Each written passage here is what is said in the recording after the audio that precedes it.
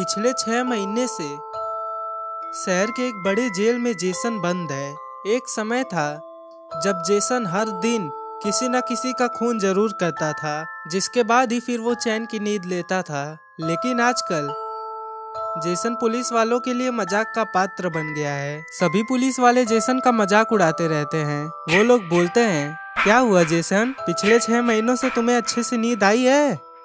मुझे तो नहीं लग रहा है, क्योंकि पिछले 6 महीनों से तुम किसी को मार ही कहाँ पाए हो। देखो, हम लोग तुम्हारे सामने हैं और तुम हमें भी नहीं मार पाओगे। ये बोलकर वो पुलिस ऑफिसर काफी जोर जोर से हंसता है। लेकिन तभी अचानक से जेसन को कुछ होने लगता है और ये देखकर वो पुलिस ऑफिसर दूसरे ऑफिसर को बोलता है कि देखो, ये जेसन के साथ क्या हो रहा है। ये अचानक से नीचे गिरकर ऐसे क्यों छटपटा रहा है। जिस पर वो दूसरा पुलिस ऑफिसर बोलता है, जरूर जेसन को कुछ हुआ होगा, हमें इसे जेल से निकालना होगा ताकि हम लोग इसे एम्बुलेंस में डालकर हॉस्पिटल ले जाएं। ये बोलकर वो दोनों लोग जेसन को जेल से निकाल देते हैं। लेकिन क्योंकि जेसन काफी भारी था, इसलिए वो दोनों उसे वहां के टेबल पर लेटा देते हैं। लेकिन तभी अचानक से जेसन एक पुलिस वाले के ऊपर हमला करता है, जिससे वो पुलिस ऑफिसर दर्द के मारे छटपटाने लगता है और तुरंत उठकर वो दूसरे पुलिस ऑफिसर पर भी हमला कर देता है। और उन दोनों के ऊपर हमला करने के बाद जेसन वहां से भाग जाता है। तो इसका मतलब कि ये जेसन का एक प्लान था। जेसन का प्लान था कि वो इन दोनों के बेवकूफ बनाकर यहाँ से बचकर भाग जाएगा। और भागते भागते जेसन एक जंगल में पहुंच जाता है और जंगल में आने के बाद वो इधर उधर देखने लगता है कि कहीं उसे कोई छुपने की जगह मिल जाए, क्योंकि वो पुलिस वालों से बचना चाहता है।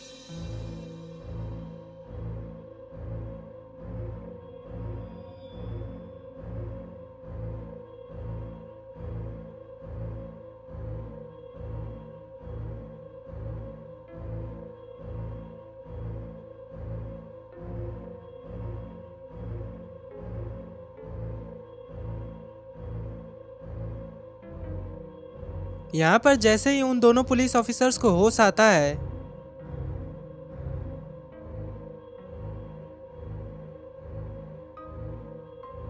तभी एक पुलिस ऑफिसर दूसरे के ऊपर भड़क जाता है। वो उससे बोलता है, ये सब जो हुआ है तुम्हारी गलती है। क्या तुम्हें समझ में नहीं आया कि जेसन तुम्हें बेवकूफ बनाना चाहता है? जेसन ने तुम्हें उल्लू बनाया और तुम उल्लू बन भी गए। आज तुम्हारे वजह से अब हम दोनों की नौकरी ही खतरे में है। जल्दी से हमें जेसन को ढूंढना होगा, वरना हमारी नौकरी चली जाएगी। है खैर, अब करे भी क्या, एक दूसरे को दोष देने से कुछ नहीं होने वाला है। अगर हमें अपनी नौकरी बचानी है तो हमें जेसन को ढूंढना होगा। ये बोलकर वो दोनों पुलिस ऑफिसर्स वहां से जाने लगते हैं। यहाँ पर जेसन जंगल में आराम कर रहा था।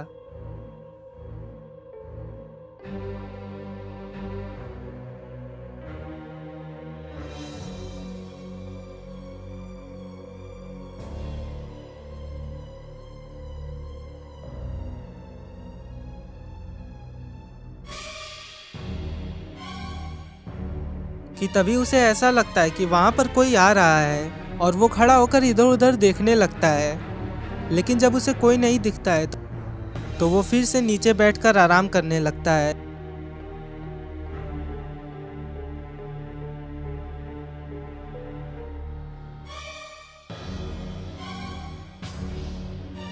तभी उसे दोनों पुलिस वाले दिखते हैं जो कि आपस में बात कर रहे होते हैं।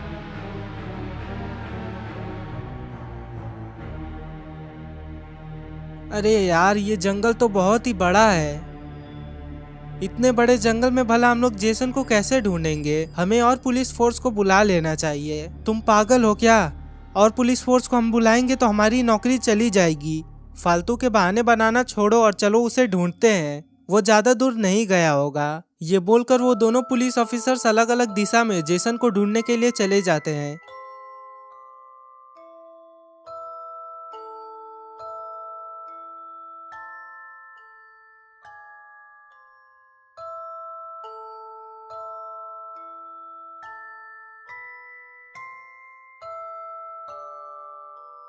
तभी दबे पांव जेसन एक पुलिस वाले के पीछे चला जाता है और अब की बार उसके हाथ में एक कुल्हाड़ी भी थी जो कि उसे जंगल में ही मिल गई।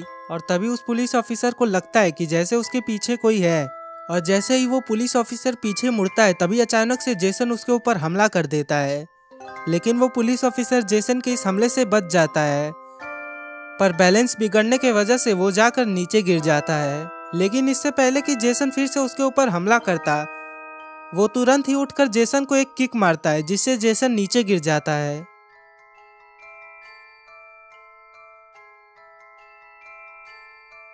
लेकिन फिर जेसन भी खड़ा हो जाता है और हवा में कूद कर वो उस पुलिस ऑफिसर के ऊपर हमला कर देता है। और काफी महीनों बाद आज जेसन पहली बार किसी का खून कर रहा है, इसीलिए वो उस पुलिस ऑफिसर के ऊपर लगातार वार करने लगता है। और उस पुलिस ऑफिसर को मारते हुए जेसन को वो दूसरा पुलिस ऑफिसर भी देख लेता है, जिससे वो काफी घबरा जाता है और वो अपने बंदूक से जेसन के ऊपर गोली चलाता है। लेकिन हड़बड़ाहट की वजह से उसका वो निशाना चूक जाता है और जेसन जैसे ही पीछे मुड़ता है तो वो उस पुलिस ऑफिसर को देख लेता है और वो उसके पीछे पीछे भागने लगता है।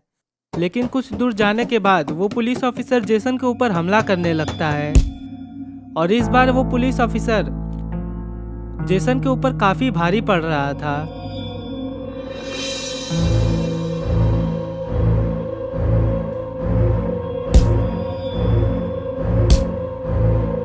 दूसरा पुलिस ऑफिसर डर के मारे वहां से भागने लगता है। ये देखकर जेसन भी उसका पीछा करने लगता है।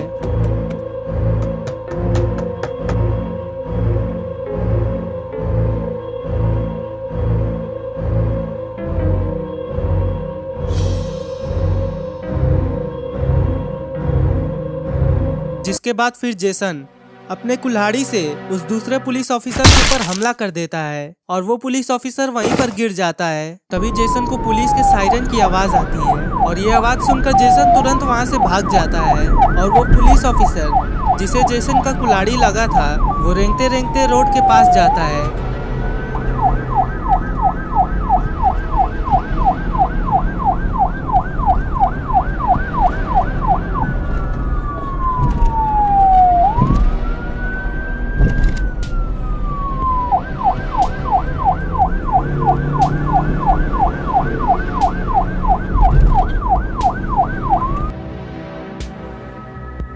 जहाँ पर पुलिस की गाड़ी से कमिश्नर निकलते हैं और वो उस पुलिस ऑफिसर की हालत देखकर काफी घबरा जाते हैं और वो उससे पूछते हैं आखिर ये सब कैसे हो गया। जिस पर वो पुलिस ऑफिसर उन्हें सारी कहानी बताने लगता है और सारी बातें बताने के बाद वो पुलिस ऑफिसर भी कमिश्नर के आंखों के सामने ही दम तोड़ देता है।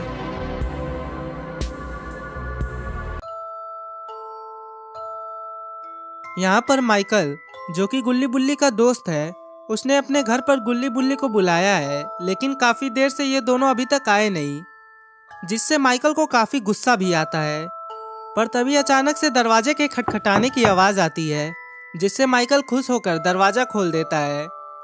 लेकिन उसे ये बात नहीं पता थी कि दरवाजा खोलने के बाद उसका सामना जेसन से होगा, ना कि गुल्ली बुल्ली से। और जेसन को देखकर माइकल सोचने लगता है आखिर गुल्ली बुल्ली के जगह पर यह खतरनाक इंसान कहां से आ गया। तभी जेसन उसे एक जोरदार किक मारता है, जिससे माइकल जमीन पर गिर जाता है। और फिर जेसन घर के अंदर घुस जाता है और जाकर सोफे पर आराम से बैठ जाता है। तभी कुछ देर बाद फिर से कोई दरवाजे को खटखटाता है और ये आवाज सुनकर जेसन डर जाता है, क्योंकि उसे लगता है कि शायद पुलिस यहाँ पर आ गई है। और वो माइकल को बोलता है जाओ तुम दरवाज़ा खोलो, और अगर बाहर पुलिस होगी तो उन्हें मत बताना कि मैं यहाँ पर हूँ, और अगर तो फिर तुमने बता दिया कि मैं यहाँ पर हूँ तो मैं तुम्हें जान से मार डालूंगा और फिर उन पुलिस वालों को भी मार दूंगा। और ये बात सुनकर माइकल धीरे धीरे दरवाजे के तरफ जाता है और जैसे ही वो दरवाज़ा खोलता है तो वो अपने सामने पुलिस कमिश्नर को देखता है। फिर पुलिस कमिश्नर उससे पूछता है कि एक खतरनाक मुजरिम दो पुलिस वालों को मारकर, जिसका नाम जेसन है, वो भाग गया है, कहीं वो यहाँ पर तो नहीं ना आया है। जिस पर माइकल बोलता है नहीं, यहाँ पर कोई भी नहीं आया है। जिस पर पुलिस कमिश्नर उसे समझाता है देखो जेसन एक बहुत ही खतरनाक खूनी दरिंदा है और वो लोगों को मारता और काटता है और यही उसका जीने का तरीका भी है। अगर वो यहाँ पर आए तो तुरंत पुलिस को खबर कर देना। और ये बात बोलकर वो पुलिस कमिश्नर वहाँ से चला जाता है और जेसन दरवाजे के पीछे छुपकर ये सारी बातें सुन रहा होता है। और पुलिस कमिश्नर के जाने के बाद वो माइकल को फिर से धमकाता है। वो बोलता है जब तक पुलिस हमारे पीछे है मैं यहीं पर छुपा रहूँगा और तुम मेरी सेवा करोगे। अगर तुमने थोड़ी सी भी चालाकी दिखाई तो मैं तुम्हें जान से मार डालूंगा, जैसे मैंने उन 2 पुलिस वालों को मार डाला था। और कुछ देर बाद जेसन को भूख लगने लगती है और वो फ्रिज के पास जाकर फ्रिज को खोलता है, लेकिन ये क्या, फ्रिज तो पूरा खाली है। ये देखकर जेसन काफ़ी ही गुस्सा हो जाता है और वो माइकल के ऊपर भड़क जाता है। वो माइकल से बोलता है, क्या तुम्हारे घर में खाने के लिए कुछ भी नहीं है? आखिर मुझे भूख लगी है, मैं अपना पेट कैसे भरूंगा? क्या तुम्हें मार कर खा जाऊं? फिर माइकल बोलता है, मुझे माफ़ करिए, मैं तो खाना बनाने वाला था, तभी आप यहाँ पर आ गए। और दूसरी तरफ यहाँ पर सॉन काफ़ी खुश लग रहा है और वो काफ़ी मस्ती में गुल्ली और बुल्ली के घर जाता है। और सॉन जैसे ही गुल्ली बुल्ली के घर में घुसता है तो उसे वो दोनों कहीं भी नहीं दिखाई देते हैं। फिर वो गुल्ली बुल्ली को आवाज़ लगाने लगता है, लेकिन अंदर से कोई भी आवाज़ नहीं आती है।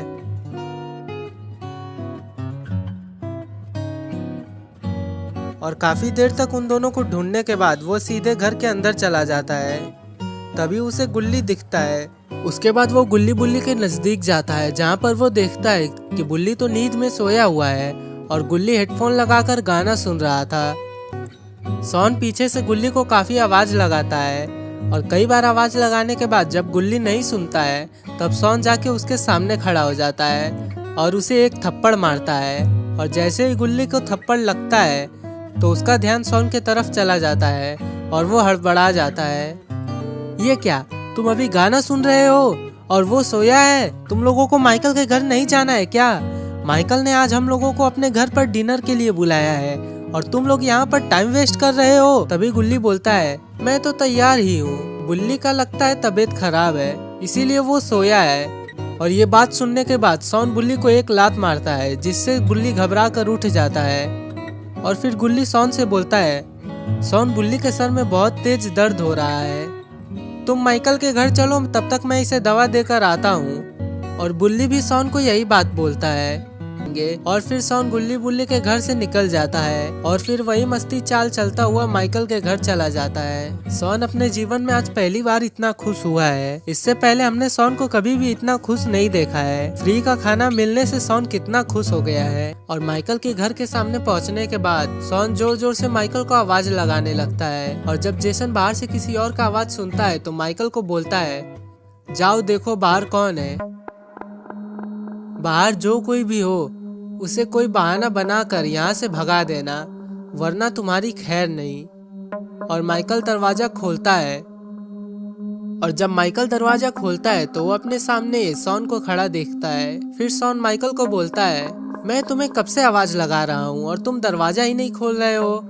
मुझे बहुत जोर से भूख लगी है, मैंने सुबह से कुछ खाया भी नहीं है। चलो हटो, मुझे जल्दी से अंदर आना है और जो भी बना है पहले मुझे ले आओ, मुझे खाना खाना है, मुझे बहुत जोर से भूख लगी है। तभी माइकल बोलता है, अरे सॉन, आज तुम चले जाओ, आज मेरे घर में कुछ नहीं बन पाया है, वो मेरी तबीयत सही नहीं है, क्यों ना हम लोग किसी और दिन पार्टी करें। सॉन, मुझे माफ कर देना। जिस पर सॉन भड़क जाता है और बोलता है, अरे ये क्या बात हुई, तुमने हम लोगों को इनवाइट किया था और सुबह से मैंने कुछ खाया भी नहीं है, भूख से मेरी हालत खराब है और मैं यही सोचकर यहाँ पर आया हूँ कि माइकल के घर जाकर मस्ती में खाना खाऊंगा और हम लोग काफी मस्ती भी करेंगे, लेकिन तुम बोल रहे हो कि अभी नहीं, बाद में आना, ऐसा कहीं होता है? फिर माइकल बोलता है, सॉन तुम समझते नहीं हो क्या, तुम काफी जिद्दी हो गए हो। जिस पर सॉन बोलता है, हाँ ठीक है, मैं नहीं समझता हूँ, तुम चलो हटो। जिसके बाद फिर वो माइकल को धक्का देकर अंदर चला जाता है और जाकर मजे से सोफे पर बैठ जाता है और बोलता है, जल्दी से मुझे कुछ ले आओ। ये बोलने के बाद सॉन की नज़र फ्रिज की तरफ पड़ती है और उसकी आंखें फटी की फटी रह जाती है जब वो वहाँ पर जेसन को खड़ा देखता है। और सॉन का चेहरा देखने लायक था। सॉन के चेहरे पर 12 बज गए थे और वो सोच रहा था कि कौन सी मुसीबत माइकल ने अपने घर में बैठा रखी है। जेसन तो किसी को नहीं छोड़ेगा, मैं तो यहाँ पर खाना खाने आया था, अब लगता है कि मैं जेसन का खाना बन जाऊंगा। सॉन वहाँ से उठता है और माइकल को बोलता है, ठीक है माइकल, तुम्हारी तबीयत सही नहीं है ना, हम किसी और दिन तुम्हारे घर में आके खाना खा लेंगे, आज की पार्टी रहने दो, वैसे भी बुल्ली की भी तबीयत खराब है, मैं यहाँ से चलता हूँ। ये बोलकर शॉन बाहर की तरफ जाने लगता है। तभी ये क्या, जेसन दरवाजे के सामने आकर खड़ा हो जाता है और बोलता है, तुम्हें तो पार्टी चाहिए थी ना, चलो अब पार्टी होकर रहेगी, चलो पार्टी करते हैं। जिसके बाद फिर जेसन सोफे पर बैठ जाता है। जिसके बाद फिर जेसन शॉन को बोलता है, चलो नाचो और थोड़ा ठुमका लगाओ, मेरा भी मूड काफी अपसेट है और मैं कुछ मनोरंजन चाहता हूँ, चल नाच। और शॉन एक म्यूजिक पर ठुमके लगाने लगता है और शॉन का ठुमका देखकर जेसन को बहुत ही मजा आ रहा था।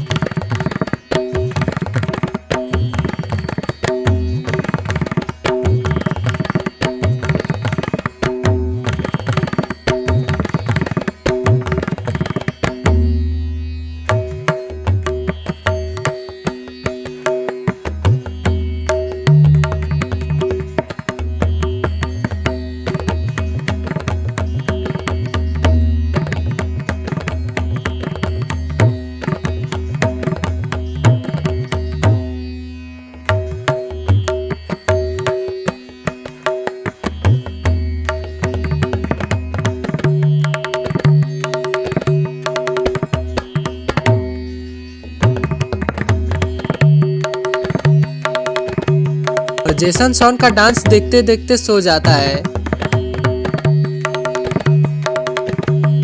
जिसके बाद फिर शॉन जेसन के नजदीक जाकर उसे चेक करता है कि ये सही में सो गया है या फिर सिर्फ नाटक कर रहा है। और चेक करने के बाद वो माइकल को बोलता है, चलो माइकल, जेसन सो गया है, हम लोग छुपके से यहाँ से भाग जाते हैं। जिस पर माइकल बोलता है, तुम जिस तरह से ठुमके लगा रहे थे ना, कोई भी देखकर उसे सो ही जाएगा, चलो ठीक है, हम लोग यहाँ से भाग जाते हैं। और फिर माइकल और शॉन दबे पांव धीरे धीरे वहाँ से निकलते हैं। लेकिन तभी जेसन को खांसी आने लगती है और खांसी की आवाज सुनकर शॉन डर जाता है और वहीं पर रुक जाता है। लेकिन माइकल बाहर निकल जाता है और जेसन भी जाग जाता है। और जब वो अपने सामने किसी को भी नहीं पाता है तो उसे काफी गुस्सा आ जाता है और वो सोफे से उठकर शॉन को देखता है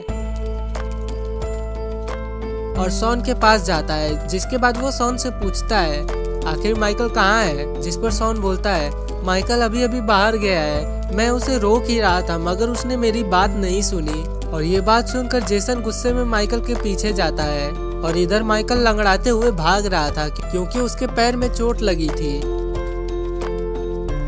और भागते भागते माइकल गिर जाता है और जेसन उसके सामने आकर उसे कुल्हाड़ी से मारने ही वाला होता है कि तभी पीछे से शॉन उसके सर पर एक पत्थर से मारता है और जेसन वहीं पर गिर जाता है। यहाँ रोड पर एक अंकल अपनी गाड़ी से कहीं जा रहे थे।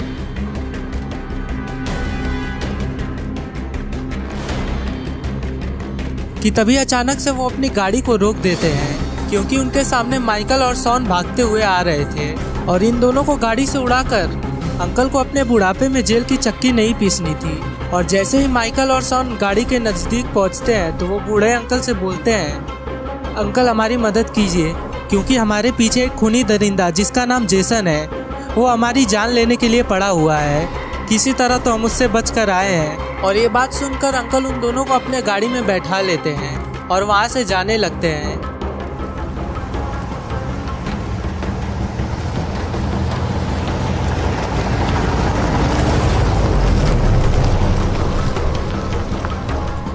लेकिन अंकल अपनी गाड़ी लेकर कुछ ही दूर पहुंचे थे कि तभी अचानक से गाड़ी रुक जाती है क्योंकि सामने वही खूनी दरिंदा जेसन खड़ा था। और जेसन जैसे ही गाड़ी में शॉन और माइकल को देखता है तो वो काफी गुस्से में आ जाता है और वो कूदकर गाड़ी के आगे वाले बोनेट पर खड़ा हो जाता है।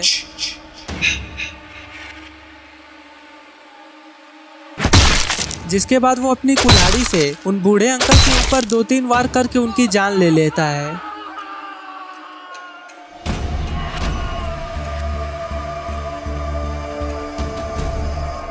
और उन बूढ़े अंकल को मरता हुआ देखकर माइकल और शॉन दोनों ही जीप से उतरकर जंगल की तरफ भागने लगते हैं। माइकल दूसरी तरफ जाता है तो शॉन दूसरी तरफ भागता है। दोनों अलग अलग दिशा में भागने लगते हैं।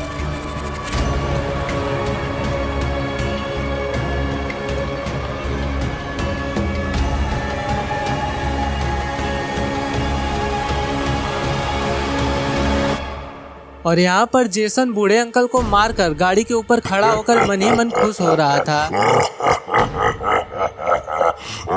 जिसके बाद वो जीप से कूदकर रोड पर चलने लगता है।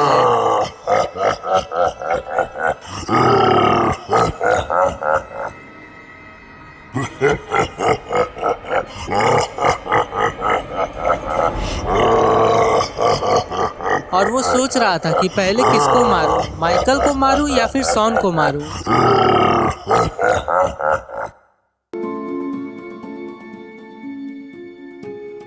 जिसके बाद वो माइकल के पीछे दौड़ने लगा और कुछ दूर जाने के बाद जेसन इधर उधर देख ही रहा था कि तभी उसे अपने सामने माइकल खड़ा मिल गया। माइकल जंगल में खड़ा होकर इधर उधर देख रहा था कि अब मैं कहाँ जाऊं, लेकिन जैसे ही वो पीछे की तरफ घुमा तो जेसन उसके सामने खड़ा था और वो डर के मारे पीछे की तरफ खिसकने लगता है। लेकिन तभी जेसन बिना वक्त को जाया किए जेसन अपने कुल्हाड़ी के एक ही वार में माइकल का सर उसके धड़ से अलग कर देता है। जिसके बाद माइकल की बेजान शरीर जमीन पर गिर जाती है।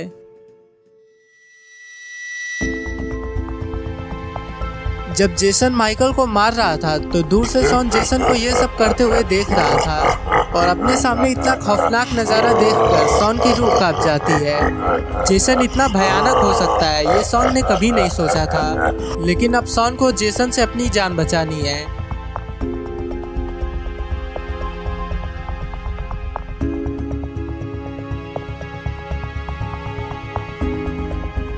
और वो अपनी जान बचाने के लिए रोड पर भागने लगता है। भागते भागते वो अचानक से रुक जाता है। इधर गुल्ली बुल्ली भी माइकल के घर जाने के लिए अपनी गाड़ी से माइकल के घर के तरफ निकल पड़ते हैं।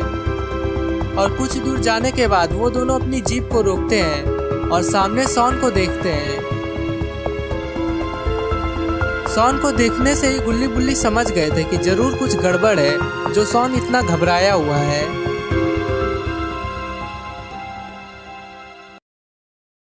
जिसके बाद वो दोनों शॉन को अपनी जीप में बैठा कर वहां से जाने लगते हैं। इधर जेसन पीछे से उन लोगों को देख लेता है।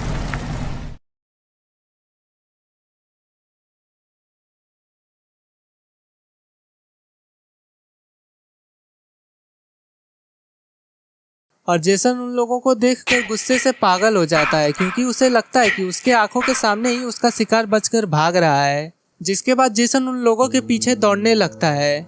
और यहाँ गाड़ी में चलते हुए शॉन गुल्ली बुल्ली को अपने साथ हुई सारी घटनाएं बताता है। वो बताता है कि किस तरह जेसन ने उन लोगों को बंदी बना लिया था और वहाँ से भागने के बाद माइकल को बड़ी बेरहमी से मार दिया है। शॉन की बातें सुनकर गुल्ली को काफी गुस्सा आ जाता है, लेकिन वही दूसरी तरफ बुल्ली काफी दुखी हो जाता है।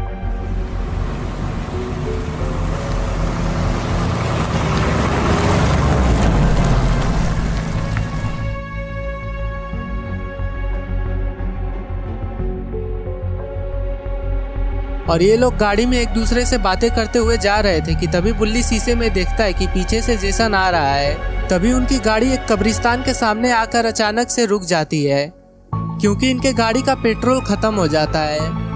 और वो लोग गाड़ी से उतर जाते हैं। शॉन भागते हुए आता है और बोलता है, जल्दी से यहाँ से निकलो, जेसन हमारे पीछे ही है। शॉन इतना बोलता ही है कि तभी जोर से बारिश होने लगती है और ये तीनों कब्रिस्तान के अंदर छुपने के लिए चले जाते हैं।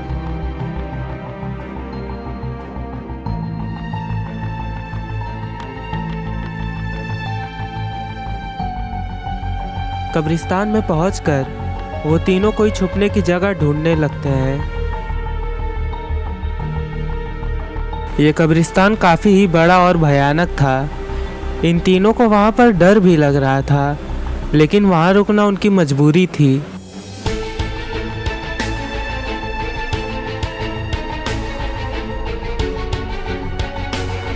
और दूसरी तरफ यहाँ जेसन भी भागते भागते कब्रिस्तान में आ जाता है और सोचने लगता है कि आखिर ये लोग कहाँ गए होंगे।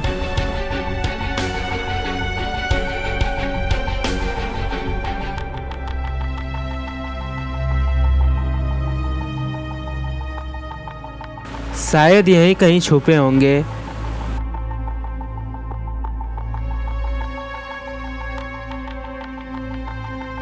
और दूसरी तरफ यहाँ गुल्ली बुल्ली और सॉन आपस में बात कर रहे होते हैं। वो लोग बोलते हैं कि इस मुसीबत से छुटकारा कैसे पाए। तभी गुल्ली बोलता है, अब बाबा ही है जो हमारी मदद कर सकते हैं। तभी बुल्ली बोलता है, लेकिन बाबा की तबीयत खराब है, वो हमें कैसे बचाएंगे। और सॉन अपनी दूसरी तरफ देखता है तो दूर से उसे जेसन खड़ा नजर आता है।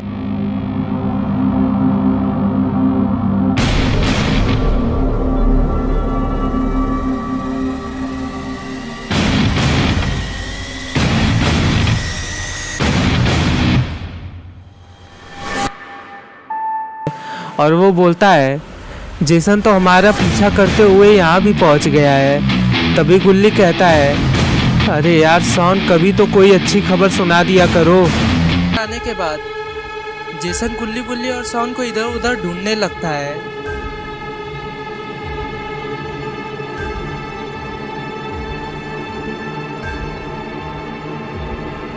और जब जेसन को ये तीनों अंदर नहीं दिखते हैं तो जेसन काफी गुस्सा हो जाता है और वो इन लोगों को इधर उधर ढूंढने लगता है। और दूसरी तरफ कब्रिस्तान के अंदर एक बड़ा सा सांप था।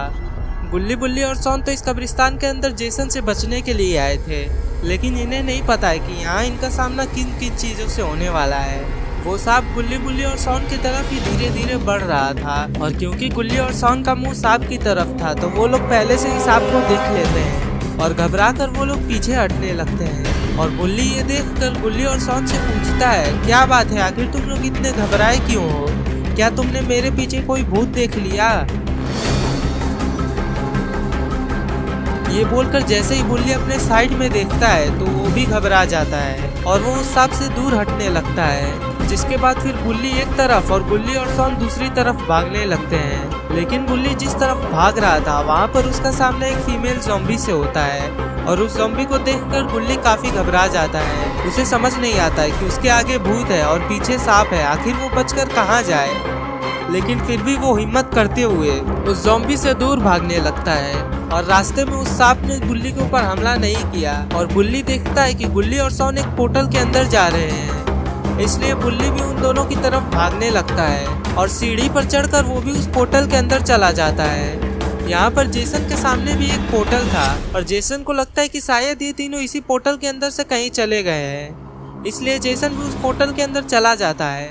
और पोर्टल के जरिए ये चारों लोग ही एक दूसरी दुनिया में आकर गिरते हैं, जिसके बाद ये तीनों उठ जाते हैं। लेकिन जेसन अभी भी बेहोश था। और फिर सॉन गुल्ली से पूछता है, आखिर ये हम लोग कहाँ पर आ गए हैं, ये जगह कौन सी है? जिस पर गुल्ली बोलता है, सॉन, मुझे लग रहा है कि इस पोर्टल के जरिए हम लोग किसी दूसरी दुनिया में आ गए हैं। और फिर बुल्ली जेसन की तरफ देखकर गुल्ली से बोलता है, गुल्ली, यहाँ पर जेसन भी है और वो अभी बेहोश है, यही सही मौका है, क्यों ना हम लोग जेसन को यहाँ से नीचे फेंक दें, जिससे हम लोग जेसन से बच जाएंगे। और ये बात सुनने के बाद जेसन तुरंत ही उठ जाता है, क्योंकि जेसन अच्छे से बेहोश नहीं हुआ था। और वो गुल्ली बुल्ली सॉन की तरफ मुड़कर बोलता है, तुम लोग मुझे नीचे फेंकने वाले हो, रुको मैं अब तुम लोगों को बताता हूँ। और ये बात सुनकर गुल्ली और बुल्ली तो जेसन से माफ़ी मांगने लगते हैं, लेकिन सॉन बोलता है, नहीं, हम लोग तुम्हें नीचे फेंकने की बात नहीं कर रहे थे। जिसके बाद फिर सॉन भी जेसन से माफ़ी मांगने लगता है और वो लोग बोलते हैं, प्लीज़ तुम हमें छोड़ दो, हमने आखिर तुम्हारा बिगाड़ा ही क्या है जो तुम हमें मारने के लिए हमारे पीछे पड़े हुए हो। जिस पर जेसन बोलता है, अरे क्यों मैं तुम लोगों को छोड़ दूं?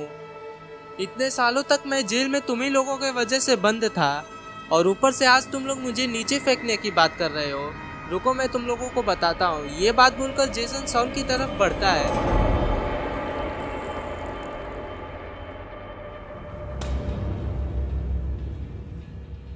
और वो सॉन को उठाकर नीचे फेंक देता है। और गुल्ली बुल्ली ये देखकर काफी घबरा जाते हैं, क्योंकि उन्हें लग रहा था कि सॉन अब मर गया है। लेकिन ये क्या, अचानक से सॉन को किसी ने बचा लिया था, पर आखिर ये है कौन?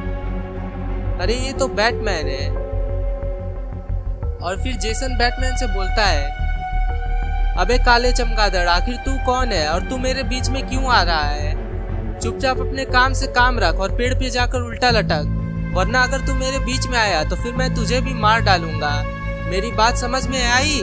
जिस पर बैटमैन बोलता है,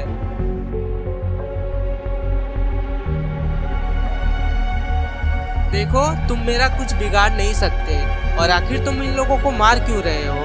मेरा काम है लोगों की मदद करना। और तुम मेरे होते हुए इन लोगों को मार नहीं सकते हो। इन लोगों को मारने से पहले तुम्हें मेरा सामना करना होगा। बुल्ली बुल्ली शॉन को एक उम्मीद की नई किरण मिल गई है।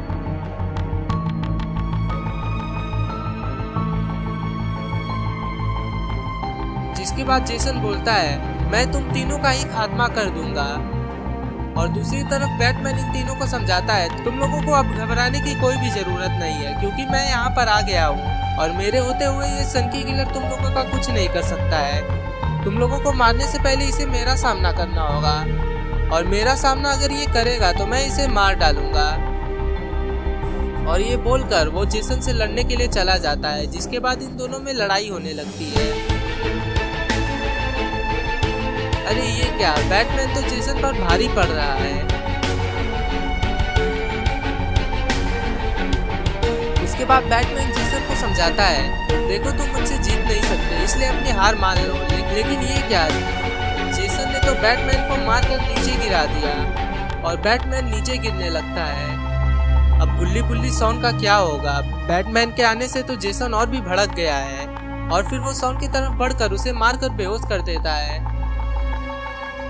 यहाँ पर बैटमैन नीचे गिरते हुए उसे होश आ जाता है, और क्योंकि उसके पास उड़ने की शक्ति थी इसलिए वो ऊपर उड़कर जेसन के पास चला जाता है।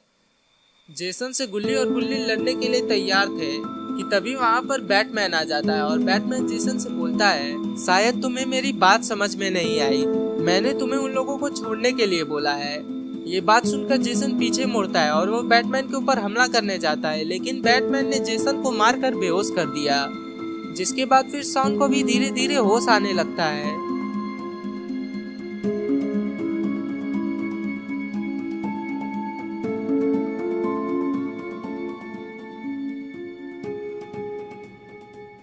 उसके बाद बुल्ली बैटमैन से बोलता है, आपने हमारी जान इस सनकी किलर से बचाई, इसके लिए आपका बहुत बहुत शुक्रिया, हम आपका एहसान कभी भी नहीं भूलेंगे। और बुल्ली बोलता है, आपने हमारे लिए जो किया, इसे मारकर आपने सिर्फ हमारी ही नहीं बल्कि पूरे शहर की मदद की है, क्योंकि ये सनकी किलर सभी लोगों को मार डालता है और इसने तो हमारे एक दोस्त को भी मारकर उसका सर उसके धड़ से अलग कर दिया।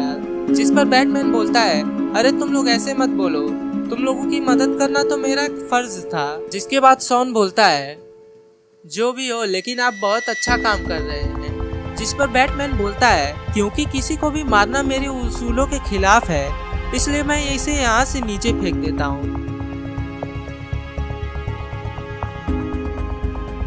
बुल्ली बोलता है, तो आप प्लीज जल्दी से इसका कोई ठिकाना लगा दीजिए। बैटमैन उसे नीचे फेंक देता है